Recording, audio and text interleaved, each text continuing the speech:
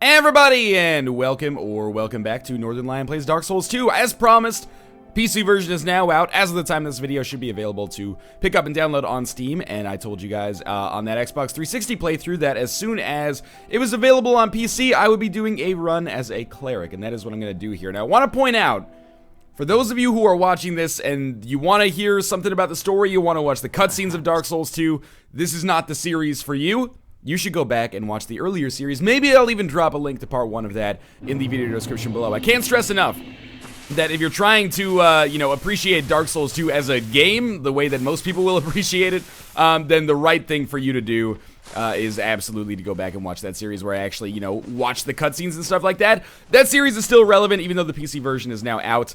The only difference is that the PC version runs a little bit more smoothly. It runs 60 frames per second, which is awesome. And at parts, it looks a little bit better. And most importantly for me, beyond the frame rate just being better, the loading times are drastically reduced, although I suppose that will depend on the build that you have with your computer. By the way, for those of you concerned about the mouse pointer, it always defaults to 0, on the screen for whatever reason. Now, as mentioned, I will be playing as a cleric. I am not a Dark Souls... I'm just going to take a human effigy. It's not the best option here, but that's okay.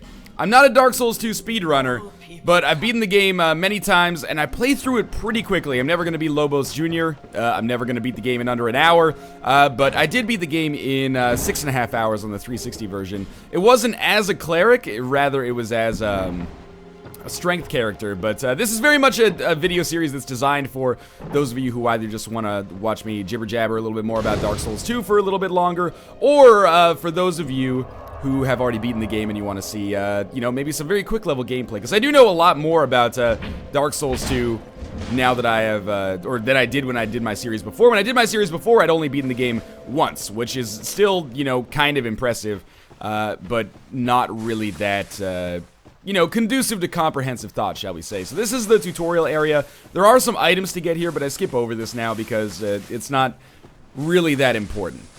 Now again, I can't stress enough that there are going to be spoilers here. Again, if you're worried about me talking about spoilers, go back and watch the earlier series where I'm much more careful about it. Because I want to talk about the kind of intermediate level strategies that I have in Dark Souls 2 now. So because I'm a cleric, I cast miracles. So rather than being predominantly melee focused, although I still will be predominantly melee focused with my mace here, which is actually a really, really amazing starting game item.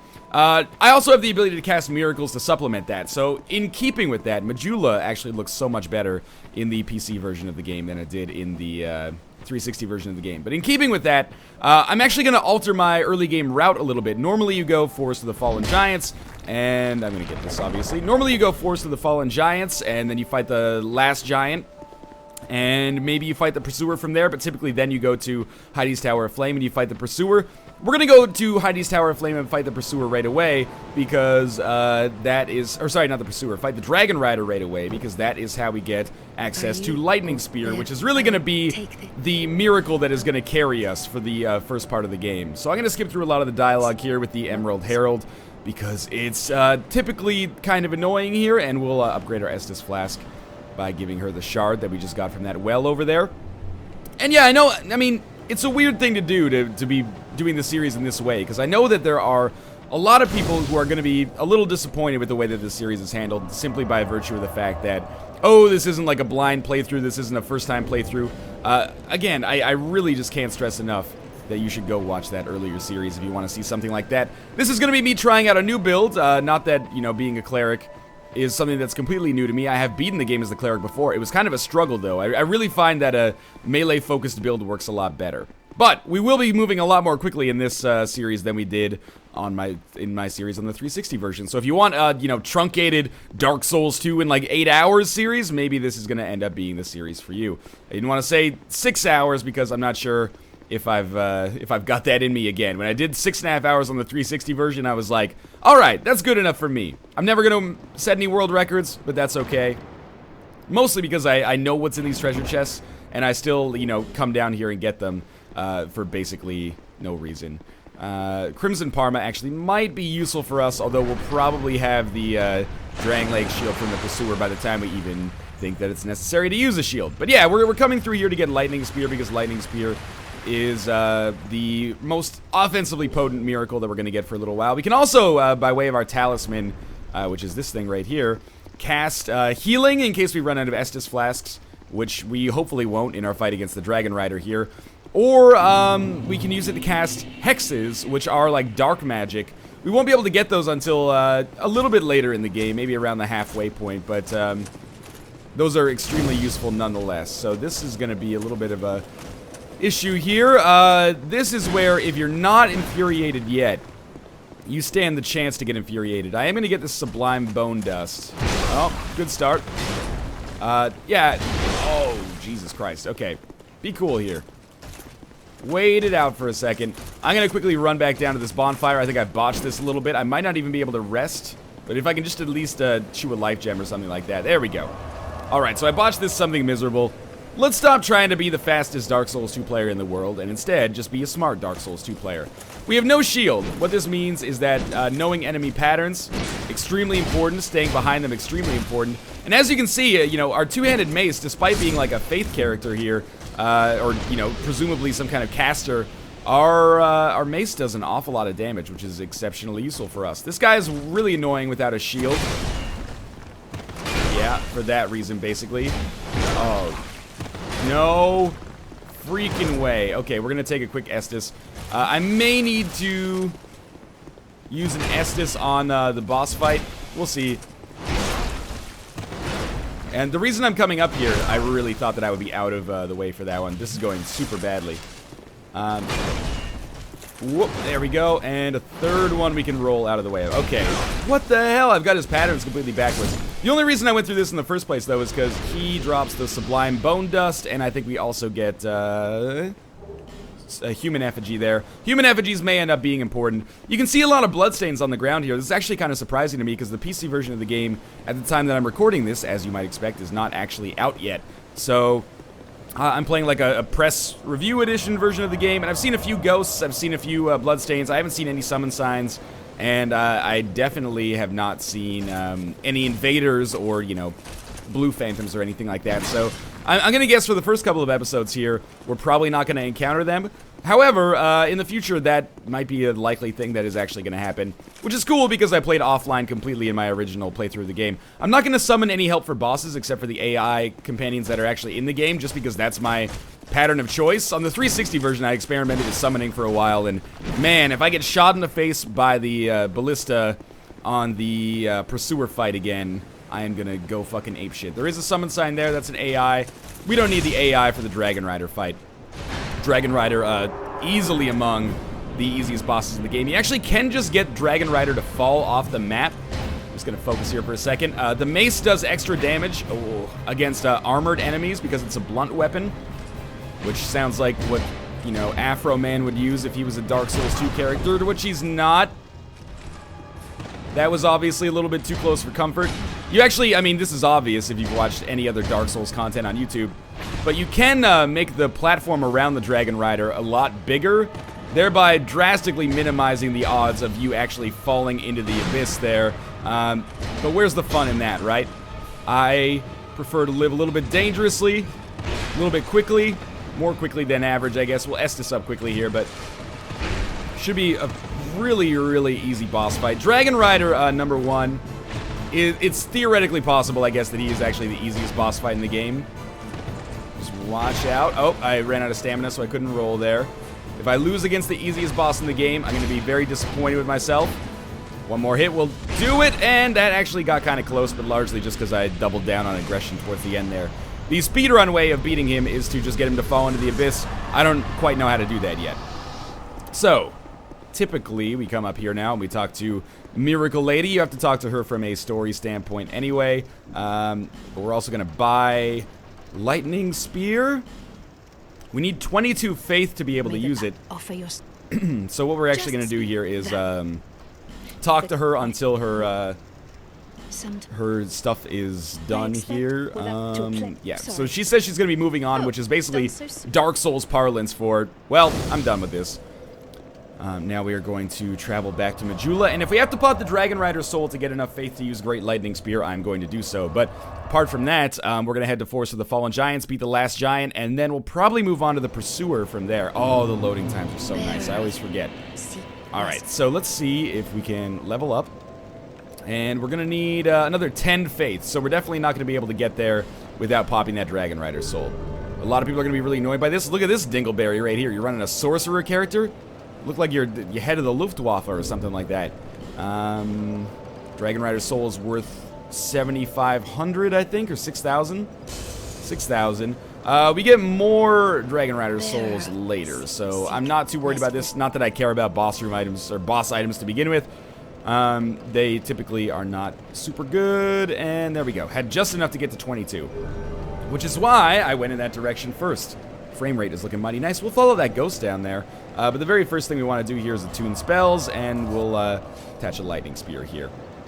So in comparison to Heide's Tower of Flame, I actually think Forest of the Fallen Giants is a good deal more difficult. Not that it's difficult, but it is more difficult in my estimation.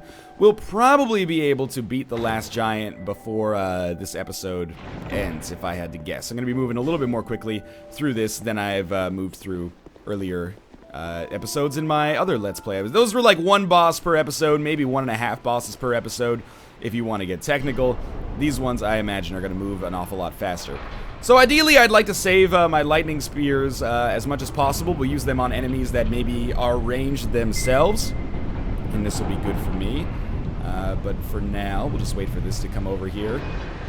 And where the run really starts to slow down is when we end up having to fight for Great Souls, you know? I'm not particularly great at fighting any of those Great Souls bosses. Some of them in particular, as you'll know if you watched my my series, like Old Iron King, for example, super easy in my opinion.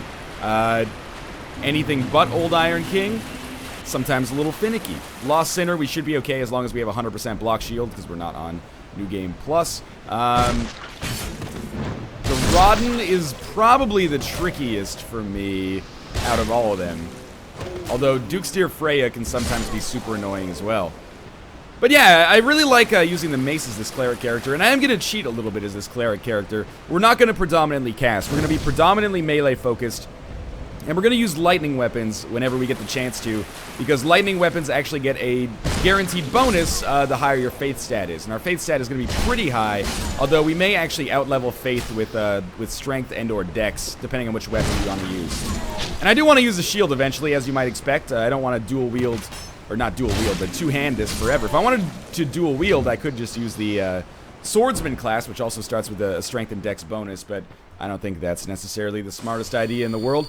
We are going to get our first new weapon here. As much as I love the mace, and as much as I think it's amazing against Dragonrider, what is that guy moonwalking near the edge here? That was not the way that should have gone. My targeting didn't work properly. I shouldn't have gone in for the attack there. Very easy way to take some dumb damage, and a little bit more here. Gotta be wary, because, you know, there is that archer up there at the top. But this is why I'm popping life gems. We can eventually buy an unlimited number of them, so I don't mind it too much. And just before we go into this next area, I would like to kill this guy, because he can sometimes surprise me, be a pain in the ass. So we're going to get the Heide Knight's sword, which we get for killing that guy. And getting Lightning Spear makes him incredibly easy to kill. Without that, he's a little bit of a tough enemy. Not necessarily as difficult as like a Black Knight early in Dark Souls 1 or something like that, but he can be tricky. But with the ability to cast, we can borderline kill him before he even has the chance to do anything. So what do we have here? Hollow Infantry Boots. I don't know why I even pick those up anymore. I should know by this point that those are not really worth very much. Alright, Soul of a Nameless Soldier might be worth something eventually, though. And let's check out our Lightning Spear for the first time. I don't need to use Lightning Spear on this guy, and I almost took damage in the process, but at least you can see how it works. So by making this jump, we get the short sword, I believe, which is not really that useful for me. And a Soul of a Lost Undead, which is theoretically more useful for me if I had, you know, come close to being able to level up to something but can't quite get it. And we're going to go down and kill this Heide Knight. As far as I know, there has been no extra significance attached to the Heide Knights since the time that I did my earlier series. They're kind of just like, you know, optional bad guys, not even bad guys, but optional guys in the Dark Souls universe that you can choose to fight or choose not to fight. I choose to fight them because they all drop their own unique weapon. This guy drops the sword, which is a little bit statistically or based on my attributes beyond me. We need 10 dexterity to be able to use it. But by two-handing it, we can make that work a little bit better for us. And we will get a bonus because of the lightning damage here. I forget what these are. Are these all human effigies? If they are, life gem. I don't know if it was worth picking those up. But getting the human effigy was well worth it. So we'll move on to this area. I haven't actually seen how long we've been recording here, so we might be pushing the bounds of your average length episode. And if so, that's okay. I also like the moves. Oh, what the fuck? Why did I do so little damage? I may have botched this one considerably. Alright. Wait, we'll backstab this guy just so we can get him out of the way. Oh yeah, we're like way too underpowered to use the Heide Knight sword right now. So we're just gonna run out for a second. That was a catastrophic error on my part. We'll buff those stats up. For now, we can just put the mace back on in like 2 seconds. There we go. So with one R1 of the mace, we're doing way more damage. We'll level up the next time we go back to Majula, and we'll be able to use that sword. For now, I'm fine using the mace. Is this guy still here? I expected he would be. Oh my god. I was like, he didn't really get the jump on me unless I managed to attack the wall every single time. Get a throwing knife, and we could life gem, but I'm not going to. Oh, he is quick, but we managed to kill him regardless. Might want to pop a life gem just to be safe here. And if you get the binoculars, you actually can use them as what people have kind of colloquially come to know as like a spell scope. And what that allows you to do is aim your spells even if you can't see enemies. So over long ranges, you become much... Oh, that was stupid of me. I don't think I've ever gotten the foot soldier shield, though. Over long ranges, your spells become much more effective. However, I don't really use it. It would be good to use, but it's certainly not integral.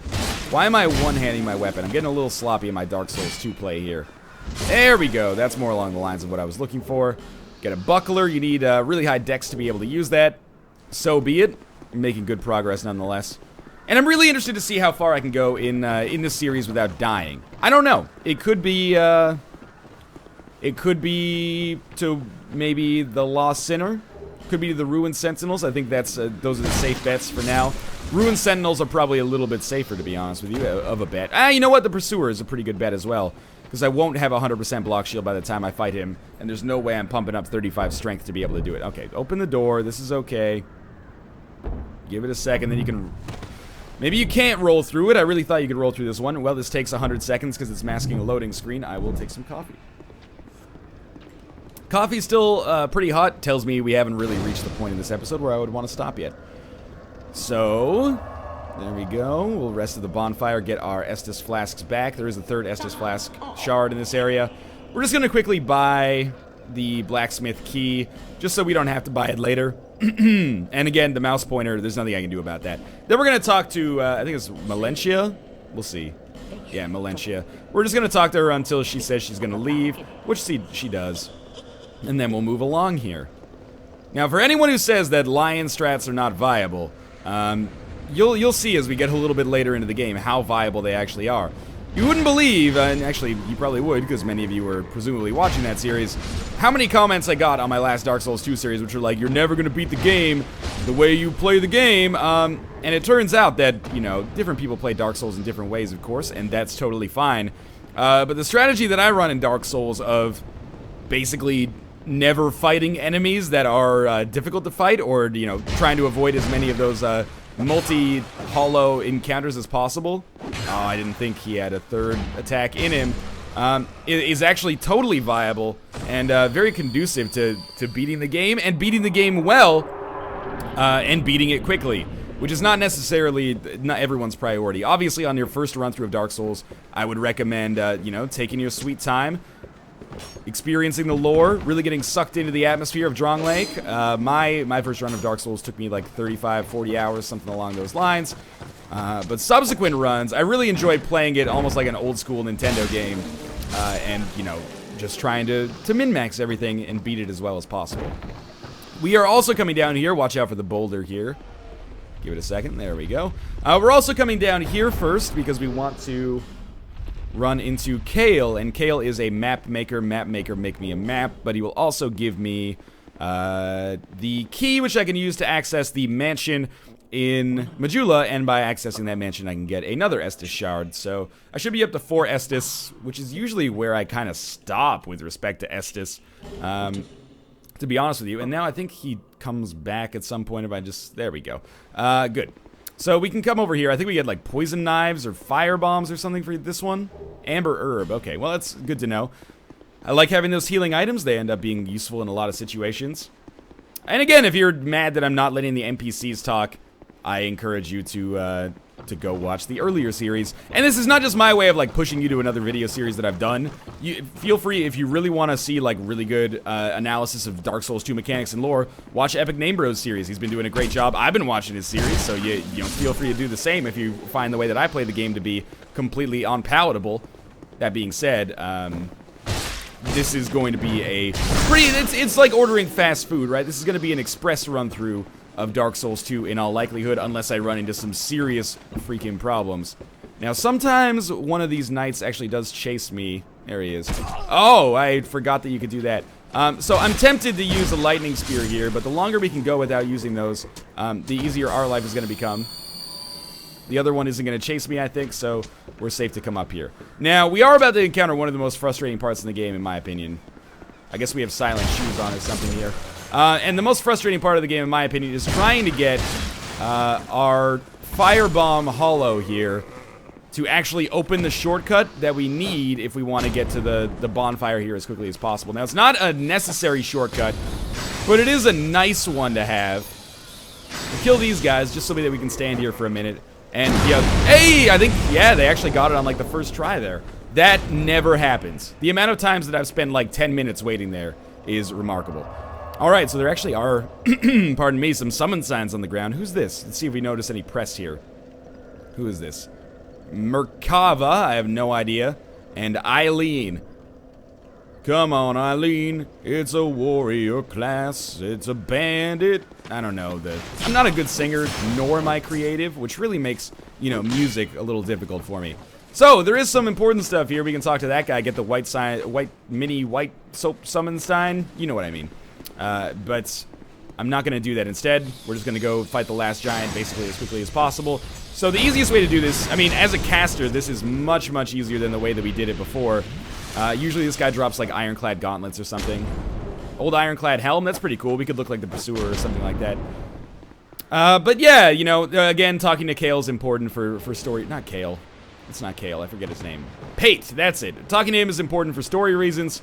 Since we're not really concerned overly with the story at this point, based on the fact that I've already beaten the game. We're gonna take things in a different approach here. These guys are right-handed, so I just circled around them that way, and that made it fairly easy to get by. Again, you could fight these guys if you want to. I would, you know, probably suggest it if you're not familiar with the lion strats. It's definitely usually better to fight enemies. It's more reliable to fight enemies because running past them can sometimes lead to situations that maybe you're not such a huge fan of. So you might be wondering, why the hell did you even worry about opening that shortcut to the Cardinal Tower via the fire bombs if you're just gonna, you know, run past those guys to begin with? Well, I don't have a good answer for your question there. I hope that does it for you. Another summon sign. Is this the same guy? Merkava? I really like his monocle. That's pretty cool. I wonder how these, if they're not press, I wonder how they got the game early. Maybe they're Namco Bandai people trying to, or From Software people trying to help people through the game. I don't know. But in any case, we're on our way. Fire arrows are actually very useful for the Shrine of Amana, which is a very late game area. But for now, we don't need them. We're on our way to the last giant, which is the boss fight that most people experience first in the game. It's a very easy boss fight if you know what you're doing. If you don't know what you're doing, it can be a little difficult. We'll probably have to Estus. We might have to use both of our Estus, I wouldn't be surprised. We can't open that door until much later in the game. And I'm not sure if I can actually get off a lucky lightning spear right off the bat here.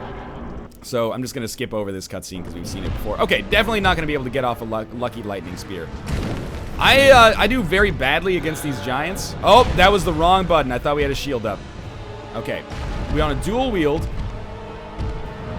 And we want to Estus quickly.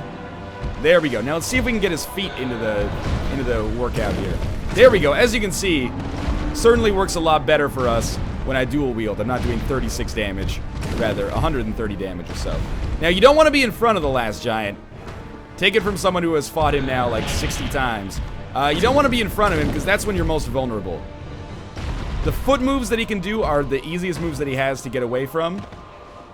That move is also really annoying, except when he's on the ground, he's very easy to hurt. So, you really want to, in my opinion, goad out that foot move as much as possible. So he's going to break off his arm and use that as a weapon now. If you can get him to use the foot move reliably, your life's going to be better, and you just roll out of the way at the end of it. Maybe sneak in an extra attack. You don't even need to roll, necessarily. This is really the easiest way to handle this. Just bait out that move. Even if you get hit by it, it won't one-shot you, which is kind of rare, depending on your vitality, for Dark Souls bosses. Alright, so that was actually pretty scary. I'm going to pop a life gem quickly next time I get a chance to do so. I very rarely even see that attack, so just be cool here. This is going to be a little bit scary. Don't get hit. Alright, pop a life gem quickly. Probably not necessary, but I'm glad we did it regardless. Come on, dude. There we go. There's the foot. Not a difficult boss fight. Can't stress that enough. Is being kind of annoying, though. And ideally, you don't want to be, you know, trapped against a wall while you deal with this shit either. So we should be able to kill him right here. Oh, no. Okay, well, we're still alive. At least temporarily. I am botching this so hard. Give it a second. There we go. Hit him twice. Alright, that was a very shitty way of dealing with the last giant boss fight. I apologize for my ineptitude there. But we're fine. Do we have a homeward bone? Just rather than walking all the way back, I'd rather use a homeward bone. I don't use them as much in this game as I do in Dark Souls 1 anyway. So before we end this episode, I will pick up that extra Estus Flask Shard. It might be helpful to get up to 3 of those. We could summon somebody to help us fight the Pursuer. That might be fun, but I'm not going to do that. Just because it's not necessary. I suppose I probably should have Estus before I did this, but this should be quick regardless, and we should have basically no risk of dying, so we'll sneak through here, and hello, my friend. Always coming... Excuse me? There we go. And he does a 3-hit attack. It's just hard to see because of the sketchy camera sometimes. I still got hit by it. That was just to demonstrate that, you know, you never know when you're safe. And in Dark Souls, etc., etc. I forget what's in this chest, because in my other playthrough, this actually got destroyed on my first attempt. It got a small leather shield and repair powder, which is relatively useful. Repair powder especially. Small leather shield might be nice to wield, but I'm totally fine with dual wielding the mace for now. So, here we get the Estus Flask Shard and the Soapstone. Normally you get that for talking to Pate, but because I didn't talk to Pate, we got it this way instead. And Divine Blessing, again, useful. Those healing items actually come very much in handy.